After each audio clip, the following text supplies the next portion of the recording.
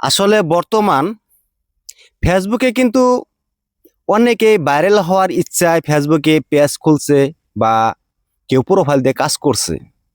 কিন্তু আমি ইদানিং একটা বস্তু লক্ষ্য করছি, যারা এই প্ল্যাটফর্মে আসতে চান, বিশেষ করে নতুন কন্টেন্ট ক্রিয়েশনে যারা আসতে চান, তাদের উদ্দেশ্য আজকের এই ভিডিওটা। এখানে দেখেন, সোশ্যাল মিডিয়ায় যদি আপনি সফলতা পান, তাহলে এখান থেকে কিন্তু প্রচুর পরিমাণে ইনকাম করতে পারবেন। সফলতা যদি মনে করেন যে ১০০-র ভিতরে একজন, তাও খুব কম পরিমাণে আছে। আসলে কথাটা হচ্ছে কি, যদি আপনি এই কন্টেন্ট ক্রিয়েশন জগতে আসতে চান, তাহলে আপনাকে ৩টা বস্তুর দিকে লক্ষ্য রাখতে হবে।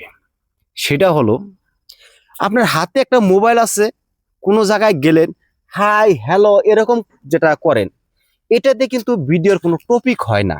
আসলেতে যখন আপনি ভালো উন্নত মানের একটা কন্টেন্ট বানাইতে চাবেন, তখন আপনি কি করতে হবে, একটা ভালো উন্নত মানের একটা মোবাইলের প্রয়োজন আছে।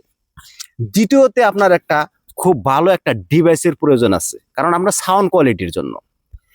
৩ নম্বরে হচ্ছে আপনার ভিডিওর রেজলিউশন।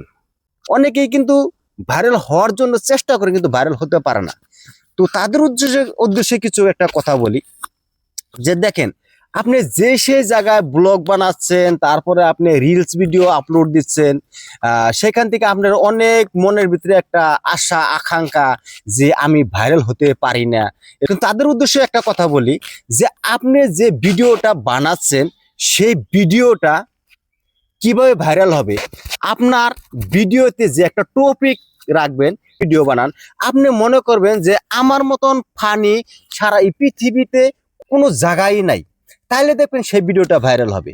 অনেকে টেক রিলেটিভ ভিডিও বানায়, তারা কিন্তু অনেক ধরনের ইনফরমেশনগুলো দিয়ে থাকে, তো যার জন্য ভিডিওগুলো ভাইরাল হয়। এখন আপনি যদি কোনো মানবিক কাজ করেন, আর সেই কাজটা যদি ভালো হয়, তাহলে কিন্তু অডিয়েন্সরা আপনার জন্য অপেক্ষা করবে, যে ভিডিও শেষ পর্যন্ত দেখবে। তো একটা কথা হচ্ছে কি, যে আপনি ভিডিও বানান ঠিক আছে, কিন্তু আপনার ভিডিওতে যদি কোনো ধরনের ইনফরমেশন না থাকে বা কোনো ধরনের মূল কাহিনী না থাকে, তাহলে আপনার ভিডিওটা কিভাবে দেখবে মানুষ, বলুন? তো কথা হচ্ছে যে আপনারা যে রিলেটিভে ভিডিও বানান না কেন, কিন্তু ভিডিওর টপিকটা ভালো হওয়া চাই। যদি ফানি ভিডিও করছেন, সেই দিকেও আপনার খুব ভালো কন্টেন্ট হতে হবে। যদি আপনি মানবিক কোনো কাজ করছেন, সেই কাজটাও ভালোভাবে করতে হবে। যদি টেক রিলেটিভ ভিডিও বানাচ্ছেন, সেটা কিন্তু ভালোভাবে করতে হবে। তো আজকের ভিডিওতে এটুকুই আসলে ইনফরমেশন দেওয়ার জন্য, যারা নতুন কন্টেন্ট ক্রিয়েশনে আসতে চান, তাদের জন্য এই ভিডিওটা আসিল।